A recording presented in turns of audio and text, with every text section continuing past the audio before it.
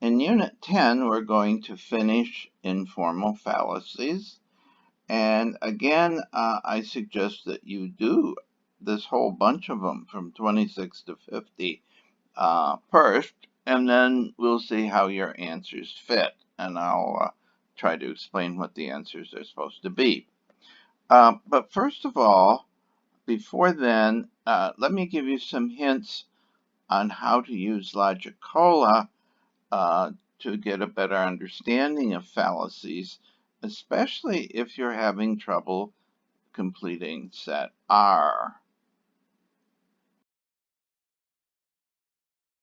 Normally, what you would do would be to just pick the answer. Okay, I oppose this bill. Prior to what the conservatives thinks, this bill won't solve all of our problems. Okay, now what is that? What fallacy does that um, commit? Well, perhaps you're distorting what they think, that the other side thinks that this bill will solve all our problems. Very unlikely. So this is likely straw man. So you would click that and you get it right.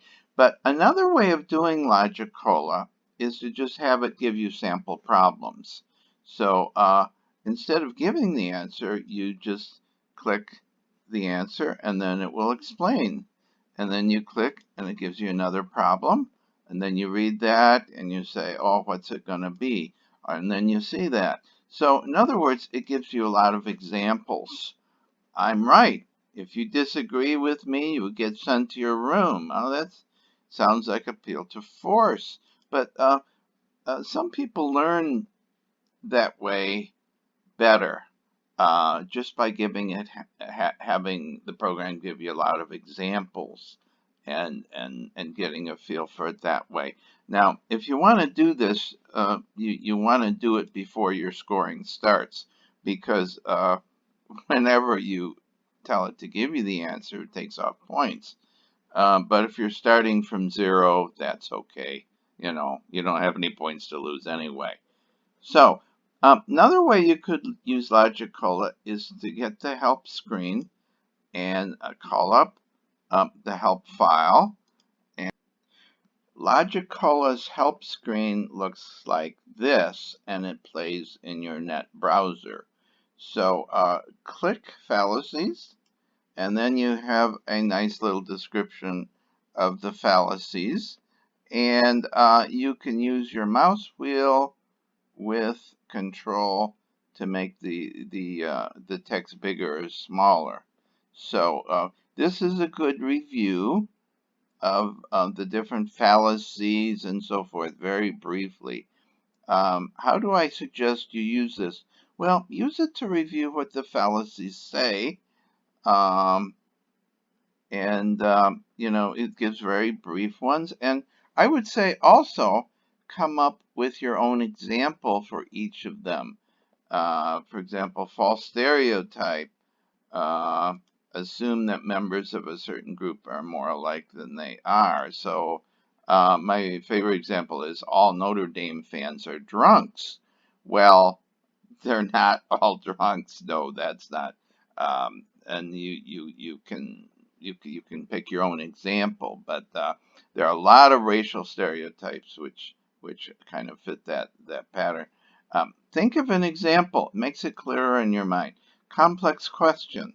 Asking a question that assumes the truth of something false or doubtful. The classic example is, are you still beating your wife? If you answer yes, or if you answer no, you're assuming that you beat your wife or you used to, which is, I hope, false, and maybe most of you don't even have wives. So think of an example for each one. If you can't think of your own example, then take one from the book or from the other exercises. But having your own example that you come up with is probably going to help you a little bit more. So you got to learn the categories well, and then you've got to look at the particular example and ask yourself, what is the problem here? What is wrong with the thinking in this example? And you got to kind of match it to these 18 fallacies, and there you go. So use logical; it can help you um, in these ways, and also, of course, you can use it in the standard way. You give your answer, and it tells you whether you're right or wrong. But these are a couple of additional things you might use. Use it to give you sample problems, and use it to review what the fallacies say and to push you to come up with your own examples. Okay, let's go through the homework problems, which is 25 of them, quite a few. Again, what you're trying to do is match the little story about thinking to one or more of the fallacies. Okay, so 26. Feminists deny all differences between male and female, but this is absurd, as anyone with eyes can see. Of course, there are differences between males and females. There's the reproductive organs, and there's how long you live, and how strong most people are, and just all kinds of differences in the chromosomes. Do feminists deny that? No. Of course not. They deny that this should be relevant to how much you get for your job. If you do equal work, you should get equal pay. That's the sort of thing they do. So, what this does is distort what the feminists say. So, this is called a straw man argument, which really means scarecrow, because you're distorting what the opposition holds and then attacking that. And it also is big on false stereotype. Okay. 27 is from Aristotle. He says each part of life, eyes, feet, and so forth, has a purpose. So the purpose of eyes is so that you can see. Hence, life itself must have a purpose. Well, this is the part-whole fallacy. Maybe each part of the organism has a purpose in terms of survival, but maybe there's no overall purpose for life on the planet or in the universe. Or maybe there is, but you can't argue in this simple sort of way from the parts have a purpose, therefore the whole thing has a purpose. So that's the part-whole fallacy. 28 says, so you're a business major? You must be one of those people who cares only about the almighty dollar and aren't concerned about ideas. They're all like that. All business majors are like that. This is a false stereotype. In my teaching, I have a lot of majors from different categories, business and law and pre-med, et cetera, et cetera, et cetera. And these stereotypes are not to be taken at face value. You know, are all business majors alike? No, they tend to be very different. You know, and we shouldn't think that they're all the same and result to these false stereotypes. 29, my opponent hasn't proved that I obtained these campaign funds illegally, so we must conclude that I'm innocent. This is the appeal to ignorance. You haven't proven something, so you gotta conclude the opposite is true. Well, maybe you don't know either way. 30. Those dirty communists said we should withdraw from the Panama Canal, so obviously we should have stayed there. This is the appeal to opposition. This is from an editorial, actually. People were arguing that way. Our opponents hold something, therefore we should hold the opposite. Well, maybe not. Maybe what the opponents say is right. Maybe we should listen to it fairly, and we shouldn't object to something just because um, you know our opponents hold something. We got to hold the opposite. 31. Karl Marx was a personal failure who couldn't even support his family, so his political theory must be wrong. That's an odd homonym argument. In English, that would be personal attack. You attack the person and conclude that the view is wrong. To conclude that the view is wrong, you got to attack the view. It doesn't suffice to attack the person. It could be that he had problems running his life. I don't know the story actually of Karl Marx. But even if he did, it doesn't prove that his view is false. 32.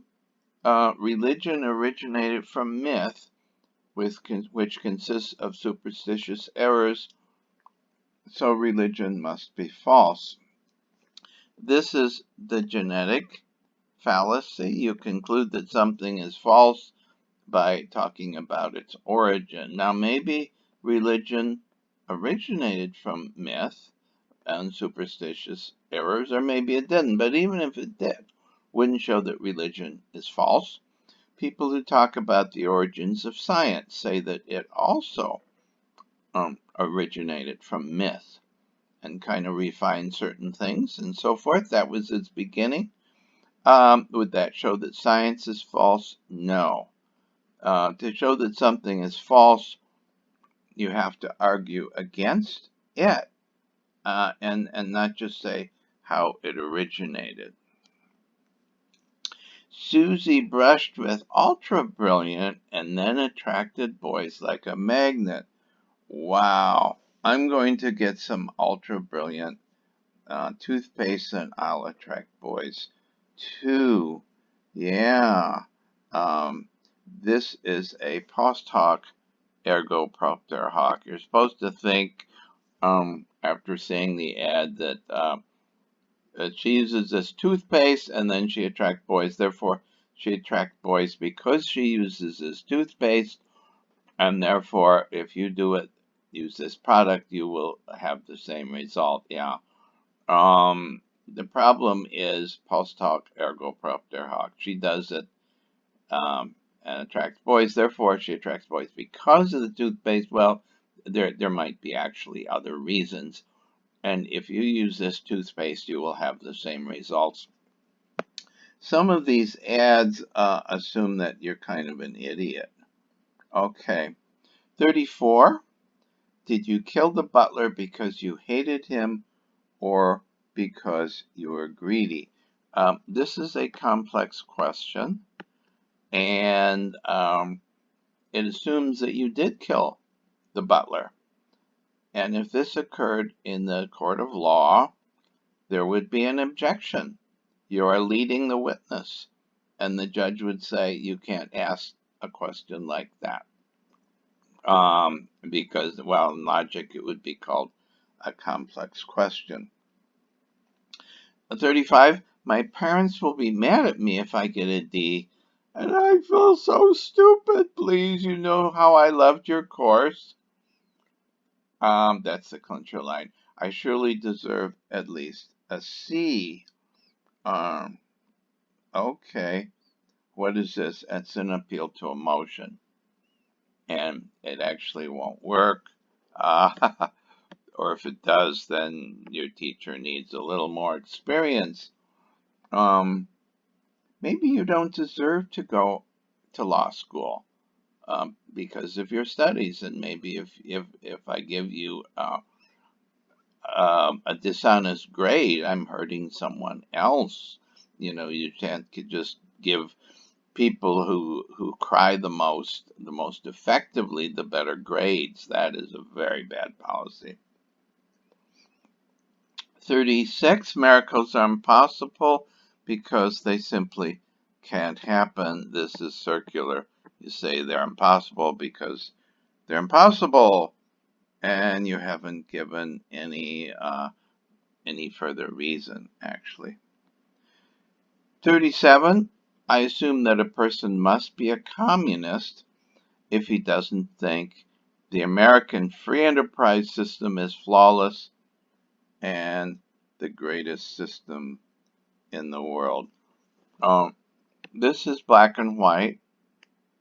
You're either a good American who holds these right-wing ideas, or you're a communist. Actually, you could be a good American who thinks that America should incorporate the best elements of socialism and capitalism for the good of people. And instead of looking at it in a black and white way. The black and white thinking utterly dominates a whole lot of political debates today. Okay, you either a socialism whole hog or communism or something like that, or you're right wing capitalism. Well, people need to, I think, look in the gray areas, maybe combine different approaches from socialist model and capitalist model for the good of people, instead of thinking in this black and white way.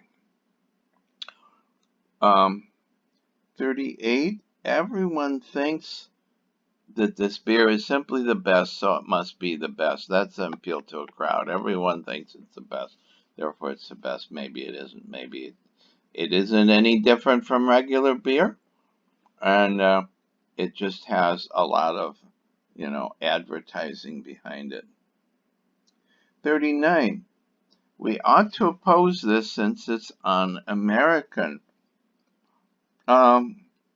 Now this one isn't real clear. Some of these aren't real clear, and I put these in intentionally just to show you that some of them are pretty clear cut, some of them are not. You got to analyze it further. What exactly the argument here? What does it mean to call something un-American? Does that mean our enemies support it, and therefore we should be against it? That's the appeal to opposition. Okay, our enemies support it, therefore we shouldn't. Or maybe calling it un-American just means that we should oppose it.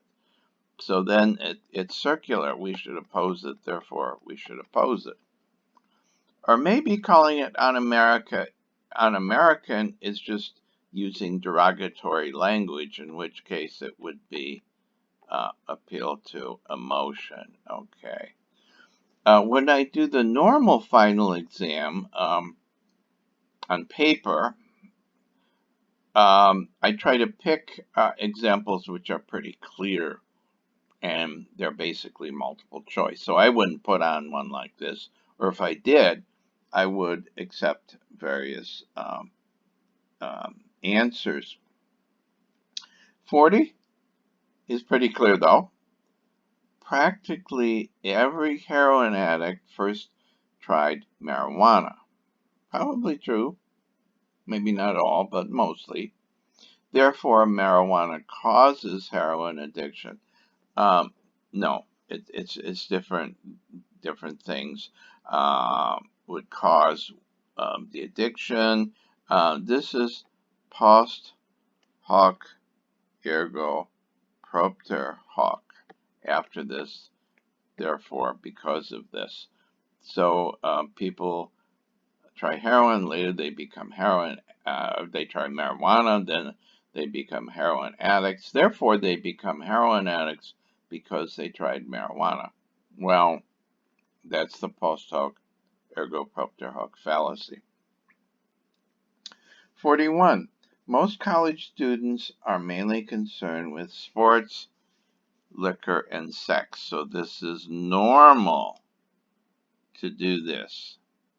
Okay, but Dwayne is mainly concerned with poetry, so this must be abnormal and thus unhealthy. Okay. The problem is ambiguity. Normal can mean two different things. It can mean typical, it can mean average, it can mean like everyone else. And maybe normal in this way is not a very good idea. And so normal could mean you're just like everyone else. your average or typical. Um, Sometimes if you say something isn't normal, you're saying it's unhealthy. If you say you have an abnormal heart, well, the doctor might mean it's an unhealthy heart, or might mean it's abnormally strong, which would be good. So the problem here is that there's at least two different senses of normal. Um, there's mostly concerned with sports, liquor, and sex is normal and typical. Dwayne isn't concerned with this, so he's abnormal and then sound healthy. Normal could mean typical, or it could be a evaluative thing. Good. And here it shifts between the two. 42. Each of the things in my backpack is light, so my loaded backpack must be light. This is part whole fallacy. My backpack could have tons and tons and tons of little junk. So no part is really very heavy, but if you put it all together, it's very heavy. Now in practice, I tend to go pretty light. I practiced very light backpacking on like Georgia to Maine, the Appalachian Trail, much less than other people carry much less. Backpackers have gotten much lighter since then, though. 43. You're wrong in disagreeing with me because what I said is true. This is circular. You're just assuming that you're right. I'm right, therefore I'm right, and without giving any reason. 44. Everyone thinks the Democrat is the better candidate, so it must be true. This is appeal to the crowd. If most people believe something, doesn't follow that it's a good idea. Could be that most people are wrong. 45. We should reject Mendel's genetic theories since he was a monk and thus couldn't have known anything about science. Actually, Mendel was a monk, and he was the one that discovered genetics, and was a pretty important scientist. Now, what's wrong with 45? Well, a couple of things. Ad hominem, you're attacking him on non-rational grounds. He was a monk, therefore his views are wrong. I mean, that's ad hominem fallacy.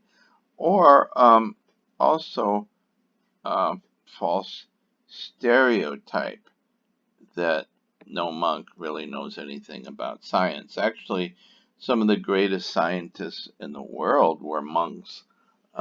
Besides Mendel, there was Copernicus, huge, huge figure in the history of science, and a monk. 46. Every time I backpack, it seems to rain. I'm going backpacking next week, so this will cause it to rain. The word cause is there. Think of post hoc ergo propter hoc fallacy. I backpack and it rains, therefore it rains because I backpack. And I can cause it to rain just by going backpacking. Well, probably it doesn't cause the rain if I'm going backpacking. This is post hoc ergo propter hoc. And then the 47. It hasn't been proved that cigarettes are dangerous, so it's only reasonable to conclude that they aren't dangerous. This would be appeal to ignorance. They were wasn't proved that they weren't dangerous. That they were dangerous, so probably better to conclude that they aren't dangerous. Actually, since then, I think there's increasing evidence that they are, but some of these examples are kind of old. 48. in a commercial filled with superb scenery, sexy girls, and soft music. Buy a Ford Mustang. It's a super car. Wow, that's an appeal to emotion. It just works up your emotion in favor of the car, but it doesn't give you any reason for thinking that it's actually a good car. 49. Atheism is absurd. Atheists deny God because they can't see him, but who has seen electrons either? Do atheists deny God because they can't see him? Most atheists are more sophisticated than that. They would give like the problem of evil or something like that. So this distorts their view, makes them into kind of simpletons, and then disagrees with that. So in other words, it's the straw man argument. You distort the person's view and then attack that. And the last one, President George W. Bush was in office for several years, and then the financial crisis occurred in 2008. Therefore, the crisis occurred because Bush was in office. This is a post hoc ergo propter hoc. He was in office and the financial crisis occurred. Therefore, it occurred because he was in office. Um, Now, maybe it did or maybe it didn't occur because of his policies. But you have to give further reasoning about that. You have to talk about the policies, and it's a very complicated uh, argument. You can't just say he was in office and the financial crisis occurred. Therefore, it occurred because he was in office. False stereotype. Okay, so homework. Email me your homework logical scores when you finish them. And there's a bunch. Two about modal translations, and three about modal proofs, and then one on informal fallacies. So these are the homework ones. These are distinct from the final exam ones, and you've got to send it to me before midnight, May the 2nd. Okay. We have two more units.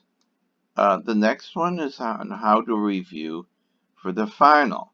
We won't cover any further new material, but we'll say how do you review for the final, and it's really important to review because it'll cover a lot of things. It'll be modal and fallacies, but also some more comprehensive stuff.